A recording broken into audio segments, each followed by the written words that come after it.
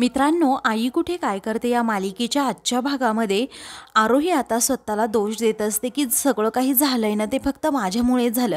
माझं बाळ गेलं ना ते सुद्धा माझ्यामुळे गेलं. मग आता अनघा तिला समजावू लागते, आरोही असं काही नाहीये बाळा. अगं जे काही होतं ना तो फक्त एक अपघात होता. त्यावेळी आता आरोही रागातच अनघाकडे पाहू लागते आणि विचारते, काय ग अनघा, तुझ्यामुळे आजपर्यंत एकही ॲक्सिडेंट झाला नाही, ते बरोबर आहे ना? मग नक्की त्या दिवशी काय झालं होतं ग?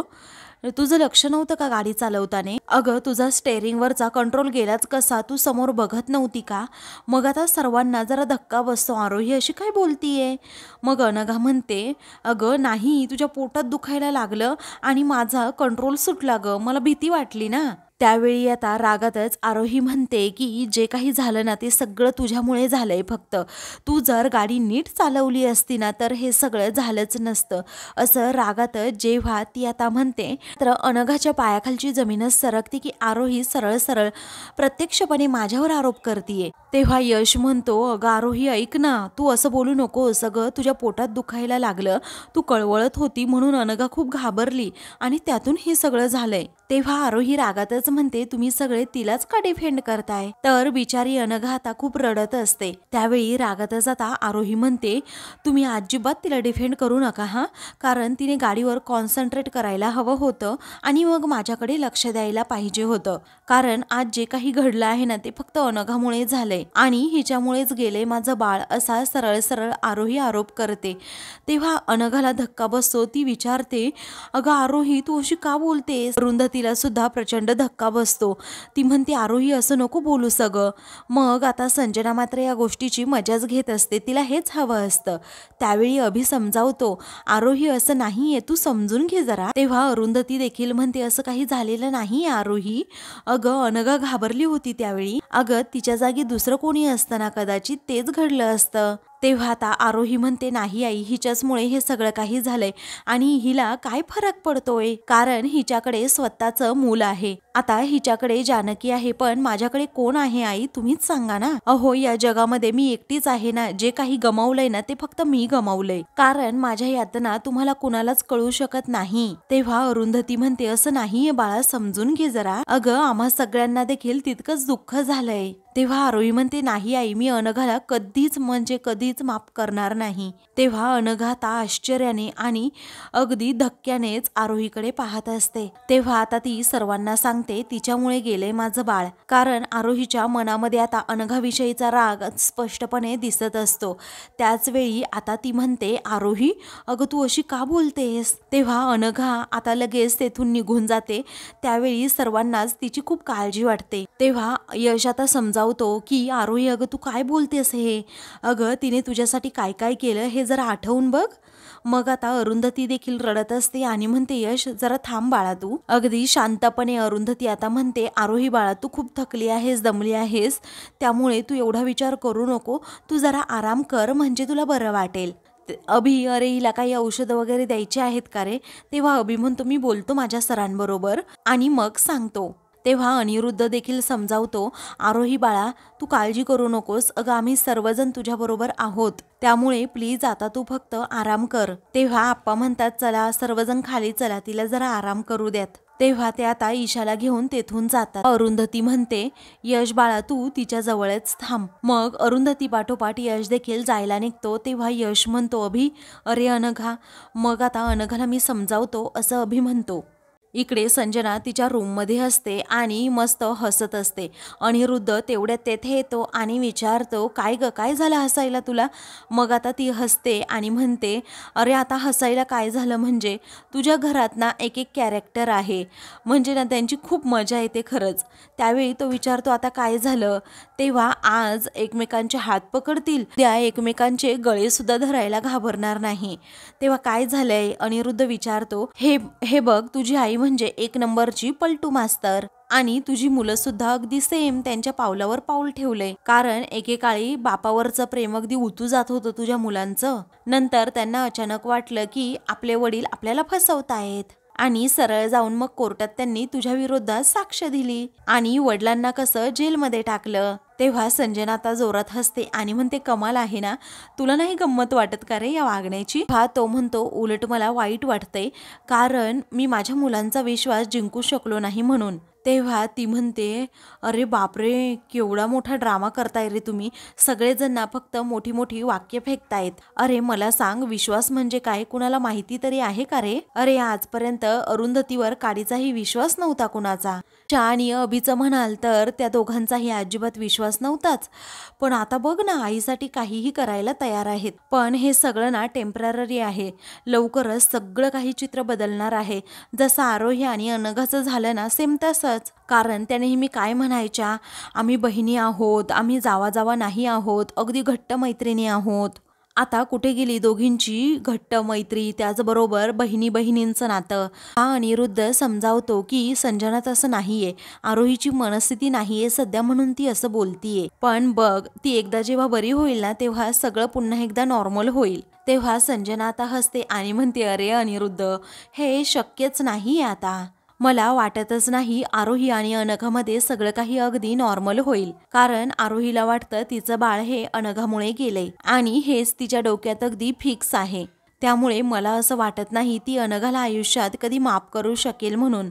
त्यावेळी आता अनिरुद्ध म्हणतो, ते काहीही असो, पण तू त्या दोघींच्या मध्ये अजिबात काही बोलायचं नाही, समजलं? तेव्हा संजना म्हणते, नाही बाबा, माझा काही संबंध, मी नाही बोलू शकत काही त्या दोघींमध्ये. आता जे काही बोलायचंय, जे काही करायचंय ना, ते आरोही करेल. आता अरुंधतीला खूप अभिमान होता ना तिच्या दोन्हीही सुनांचा, कारण माझ्या दोन्हीही सुना अगदी गुण्यागोविंदाने राहतात असा तिचा फक्त भ्रम होता. आता बघ म्हणावं, नुसतं भांड्याला भांडं नाही लागलंय, कारण त्याची आदळआपट सुद्धा सुरू झालीये. आता सगळ्या भांड्यांचा शेपच बदललाय. तेव्हा अनिरुद्ध म्हणतो, हे बघ संजना, तू या सगळ्यापासून लांब राहा आणि प्लीज मला प्रॉमिस कर की त्यांच्यातले वाद तू अजिबात वाढवणार नाहीस. प्लीज संजना, आता तू त्यांच्यामधील गैरसमज निर्माण करू नकोस. तेव्हा संजना म्हणते, मी काहीच करणार नाहीये. अरुंधतीच्या सुना आहेत ना, एकमेकींची डोकी फोडू देत नाही तर भांडू देत. आता मी फक्त मजा म्हणजे मज्जाच बघणार आहे. तेवढ्यातच अनिरुद्धला एक फोन येतो, त्यामुळे आता तो फोनवर बोलण्यासाठी दुसरीकडे जातो. तेव्हा संजना आता म्हणते की मी काहीच करणार नाही. असं कसं होईल रे अनिरुद्ध, कारण या घरामध्ये ठिणगीचा वणवा तर पेटायलाच हवा. जोपर्यंत आग लागणार नाही ना, तोपर्यंत घर सोडून कुणी कुठेच जाऊ शकत नाही आणि मला सगळ्यांना या घरातून बाहेर काढायचंय. आता याची सुरुवात फक्त अनघा आणि आरोहीपासून होऊ शकते. मग मी हा चान्स का सोडू, असं म्हणून ती आता विचार करते आणि त्या दोघींमध्येही फूट पाडण्याचा आता प्रयत्न करणार असते. इकडे आता अनघा रडत असते, हॉलमध्ये आलेली असते. ती सर्वांना सांगते की त्यावेळी खरंच मी खूप घाबरले होते, मला काही सुचत नव्हतं, कारण आरोहीच्या पोटामध्ये खरंच खूप दुखत होतं. ती आता स्वतःची बाजू समजावून सांगत असते. अरुंधती म्हणते, तू टेन्शन घेऊ नको आरोही, अगं तू हे मुद्दाम केलेलं नाहीये. मग आता आरोहीची मनस्थिती सुद्धा मी समजून घेतेय ताई, अगं पण तिला या गोष्टीचा खरंच खूप त्रास झालाय, असं अनघा म्हणते. तेव्हा आप्पा देखील आता अनघाला म्हणतात की ती रागाच्या भरात बोलली असेल, पण तू मनावर घेऊ नकोस एवढं. अगं ती जे काही बोलली ना, त्याचा त्रास तुला होणं हे साहजिक आहे ग, पण तू अजिबात ते मनाला लावून घेऊ नकोस. ती यातून बरी झाली ना, मग तिची चूक तिला नक्कीच समजेल. तेव्हा अरुंधती म्हणते, तू तुझा जीव धोक्यात घालून तिला वाचवशील याची खात्री आहे आम्हाला. अगं तू किती जबाबदारीने वागणारी मुलगी आहेस हे आम्हाला माहीत नाही का? मग अनघा रडते आणि म्हणते, पण आई मी हे कसं आरोहीला समजवू? अगं तिला असं वाटतंय की माझ्यामुळेच तिचं बाळ गेलं आहे. त्यावेळी ईशा आता म्हणते की अगं अनघा प्लीज, तू स्वतःला त्रास करून घेऊ नको ना, तू असे किती पेशंट हँडल केले आहे सांग बरं मला. आता आरोहीच्या मनस्थितीबद्दल बोलायचं झालं तर जेव्हा ती ठीक होईल ना, तेव्हा तुला माफसुद्धा करेल आणि तुझ्याबद्दल काहीही गैरसमज ठेवणार नाही ती मनात. मेडिटेशन सुद्धा चालू आहे ना, काही दिवसात होईल ती बरी, मग असं नाही बोलणार ती. अनघा म्हणते, माझ्या मनात आरोहीला हे सगळं झाल्यापासून चालूच होतं की आरोही असंच म्हणणार की माझ्यामुळे हे सगळं काही झालं, मला फक्त वाटत होतं, पण ती आता प्रत्यक्ष म्हणायला लागलीये. आता मला ना या विचाराने रात्र रात्र झोप येणार नाही आणि आता तर सगळं काही अवघड होऊन बसले. तेव्हा यश आता तेथे येतो आणि म्हणतो, अनघा आय एम सॉरी, मी आरोहीच्या वतीने तुझी माफी मागतोय. खरंच तू तिला माफ कर, कारण तिला कळत नाहीये नक्की ती काय बोलतीये. बट आय एम शुअर ज्या दिवशी तिला कळेल ना की ती चुकीचं वागतीये, त्या दिवशी तिला खरंच खूप गिल्टी वाटणार आहे, त्यामुळे प्लीज तिला माफ कर अशी कळकळीची विनंती आता यश तिला करतो. मी सॉरी म्हणतो, I am really very sorry असं आता तो तिला सारखा सारखा म्हणत असतो. मग आता अनघा म्हणते, प्लीज प्लीज तू अशी माफी मागू नकोस यश. अरे मी आरोहीवर नाही चिडले, कारण मी तिची परिस्थिती समजू शकते आणि खरंच मला असं वाटतंय की आम्ही तिकडे जायलाच नको होतो. मी गाडी ड्राईव्ह करायला नको होती, कारण मी जर गेलेच नसते तर असं काही झालंच नसतं. अरे माझ्याकडून खरंच खूप मोठी चूक झाली रे असं ती आता खूप रडतच म्हणत असते. तेव्हा यश आता तिला समजावतो, अगं असं अनघा नाहीये, कारण होणाऱ्या गोष्टी कोणीही चुकवू शकत नाही. अगं कदाचित या घरात हे घडणार होतं, टाळता तरी कसं आलं असतं. हे बघ तू उलटसुलट विचार करत बसू नकोस, हे सगळं डोक्यातून काढ अगोदर. आप्पा म्हणतात, हो अनघा तू डोक्यातून सगळं काही अगोदर काढून टाक बरं. अजिबात कोणताही विचार करायचा नाही इथून पुढे. हे बघ आरोही अगदी ठीक झाल्यानंतर ती काहीच बोलणार नाही, तिलाच उलट गिल्टी वाटेल, कारण तिने तुझ्यावर जे आरोप केले आहेत ना बाळा ते चुकीचे आहेत आणि तिची मनस्थिती नाही आहे ना म्हणून ती अशी बोलतीये. अगं बाळा पुन्हा पुन्हा तेच आठवत बसण्यापेक्षा पुढे काय करायचं ना याचा विचार आपण करायला हवा. त्यानंतर यश म्हणतो, आप्पा तुमचं खरं आहे, बरोबर आहे, कारण आईची ही ॲक्सिडेंट रिक्रिएट करण्याची आयडिया ना खरंच वर्क झाली. निदान आरोहीला सत्य तरी समजलं, तिने ते सत्य ॲक्सेप्ट तरी केलं आणि ती सेन्सेसमध्ये तरी आली. आता तिला हे ॲक्सेप्ट करायला खरंच खूप वेळ लागेल, परंतु आधीच्या कंडिशनपेक्षा हे खरंच खूप बरं आहे. तेव्हा अरुंधती म्हणते, आपण सगळे आहोत ना, आपण सगळे मिळून तिला या परिस्थितीतून बाहेर काढूया. त्यानंतर अरुंधती म्हणते, हे बघ अनघा तू अजिबात विचार करू नकोस, आरोहीला या मनस्थितीतून बाहेर काढण्यासाठी सर्वात जास्त मला तुझी मदत लागणार आहे. आणि हे बघ ती आता जे काही बोलली ना तिला नंतर हे आठवणार सुद्धा नाहीये, त्यामुळे आपणच आता तिला समजून घ्यायला हवं, बरोबर ना अनघा. आता सर्वजण जेव्हा अनघाला समजावतात तेव्हा मात्र अनघा म्हणते, आरोही माझी लहान बहीण आहे, मी तिच्यावर कधीच चिडू शकत नाही. मला माहीत आहे की ती कोणत्या मनस्थितीतून जात आहे आणि त्यामुळे ती असं बोलत आहे, म्हणूनच मी तिला सपोर्ट करणार आणि ती मनस्थितीतून बाहेर काढण्यासाठी तिला पूर्णपणे मी मदत करणार, कारण एक मोठी बहीण म्हणून माझं हे कर्तव्य आहे. असं म्हटल्याबरोबरच आता अरुंधती म्हणते की बाळा तू असंच कर. सर्वांना आता अनघाचा खूप अभिमान वाटू लागतो. तेव्हा यश आता पुन्हा अनघाला म्हणतो, सॉरी अनघा, तुला खरंच खूप त्याग करावा लागतोय काही गोष्टींचा. मग आता अनघा म्हणते की असं नाही आहे यश, आरोहीला आपणच समजून घेतलं पाहिजे, दुसरं कोण घेणार तिला समजून, तूच सांग ना. तर आता दुसरीकडे आरोही ही रूममध्ये असते आणि एकदम शांतपणे तेथे उभी असते. तेव्हा आता ती संजना तेथे दरवाजा ठोठावते आणि विचारते, आत येऊ का. मग आरोही काहीही म्हणत नाही, निर्लज्जासारखी संजना आतमध्ये येते आणि म्हणते की काय कसं वाटतंय मग तुला. खरं तर संजना आता आरोही आणि अनघामध्ये फूट पाडायलाच तेथे आलेली असते आणि मग उगीच मुद्दामच शांतपणे तिच्याबरोबर ती बोलू लागते की मला माहीत आहे आरोही, अगं तुझ्या मनाला आता सध्या काय वाटत असेल, मी सुद्धा एका मुलाची आई आहे, कारण साहजिक आहे तुला खूप त्रास झाला असेल या गोष्टीचा. तू बाळाची खूप स्वप्न पाहिली होती, बाळाची ती कपडे, बाळाचा तो पाळणा, अगदी सगळी तयारी झाली होती आणि हे सगळं अचानक घडलं आणि सगळं काही तुझं स्वप्न विस्कटलं, ते स्वप्नच भंग पावलं. अगं मला काय वाटतं माहितीये का, अनघाने जरा लक्ष देऊन गाडी चालवायला हवी होती नाही का. तेव्हा आरोही आता संजनाकडे पाहतच राहते. तेव्हा संजना आता म्हणते, हो अगं तिला माहीत होतं ना तू प्रेग्नेंट आहे, मग तुला सांभाळून नेण्याची जबाबदारी कुणावर होती, अनघावर ना. स्वतःला तुझी मोठी बहीण समजते ना, मग एवढी काळजी तर घ्यायलाच हवी होती, बरोबर ना. तिचं दुर्लक्ष कसं झालं ना मला कळतच नाहीये. अगं ती छान गाडी चालवते, अगं एवढ्या वर्षामध्ये तिच्यामुळे गाडीला एखादा स्क्रॅच आलाय हे सुद्धा मला आठवत नाहीये. अगं असं कसं दुर्लक्ष झालं तुझ्याच बाबतीत, हे कसं घडलं मला कळतच नाही. I am surprise and shocked, अनघाच्या हातून ॲक्सिडेंट होऊच कसं शकतो, असं संजना आता नको ते त्या आरोहीच्या मनात भरवू लागते. तेव्हा आरोही एकदम शांत शांत असते, ती काहीच बोलत नाही. एकदम गप्प राहत ती आता दुसरीकडे पाहते. मग आता संजना मुद्दामच तिच्याजवळ येऊन उभी राहते आणि म्हणते, आरोही कसं आहे ना, अगं या सगळ्यामुळे त्या अरुंधतीला काहीही फरक पडणार नाही आणि अनघाला तर नाहीच नाही. कारण तुझ्या संपूर्ण आयुष्याची आता वाट लागलीये. आरोही काही म्हणणार असते, तेवढ्यातच आता संजना म्हणते, मला सांग आरोही, तू ही आयुष्यातून कधीही गोष्ट विसरू शकत नाही हे मला माहीत आहे. मला सांग, या ॲक्सिडेंटमुळे तुझं बाळ गेलंय, हे सतत तुला आठवत राहणार की नाही? अगं अनघा तुला तिची लहान बहीण मानते आणि हे तुझं बाळ गेलंय ना, त्या गोष्टीमुळे खरंच तिला काही फरकसुद्धा पडणार नाही. तिच्याकडे तिच्या स्वतःचं मूल आहे, जानकी आहे तिच्याकडे तिची. पण तुझ्याकडे कोण आहे? आता सध्या तर कुणीच नाही. असं म्हणून उगीच ती आरोहीला आता डिवचू लागते. अगं आयुष्यात पहिल्यांदा तुला तुझं कुणीतरी मिळणार होतं, तुझ्या रक्ताचं, आणि तेही अनघाने मिळू दिलं नाही तुला. मला ना खरंच अगं तुझ्याबद्दल खूप वाईट वाटतंय. असं म्हणून संजना खूपच इमोशनल होण्याचं आता नाटक करत असते. बरं एनिवे झालं ते झालं, पण तू वाईट वाटून घेऊ नकोस. तू काळजी घे स्वतःची, सगळं काही अगदी ठीक होईल.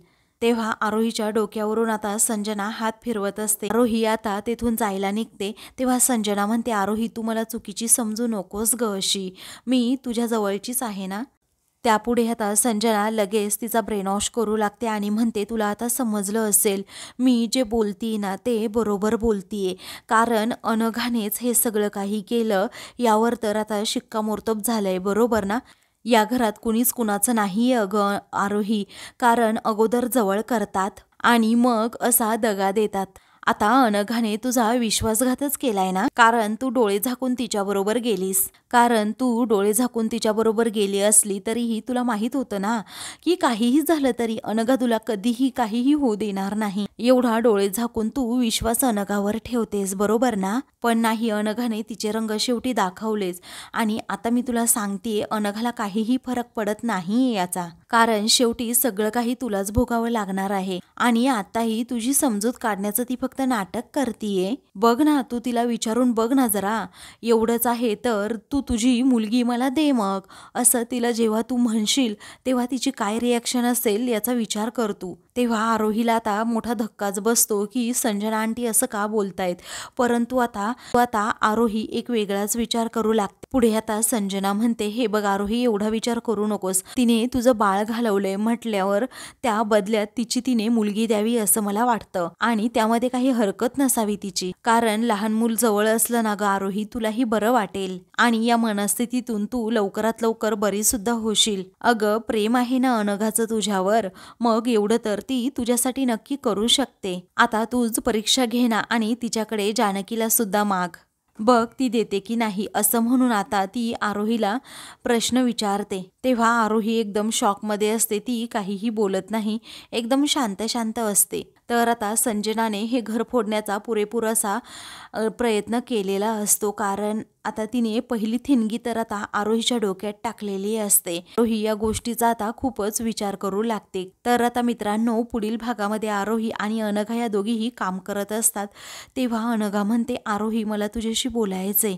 त्यावेळी आरोही रागातच म्हणते, पण मला नाही बोलायचं ना तुझ्याबरोबर. आता कांचन तेथे असते आणि तिला धक्काच बसतो. या दोघींमध्ये एवढी मोठी फूट पडते. आरोहीला कसं समजावं कळतच नाहीये. आरोही आता पापड तळत असते. त्याच वेळी आता अनघा म्हणते, प्लीज आरोही, अगं थोडं तरी बोलू दे ना मला तुझ्याशी. तेव्हा आता आरोही रागातच म्हणते, अनघा प्लीज, मला नाही बोलायचंय तुझ्याबरोबर.